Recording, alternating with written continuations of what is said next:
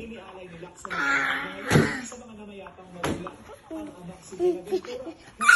bilang jeepney driver at inang si Lacson na disiplina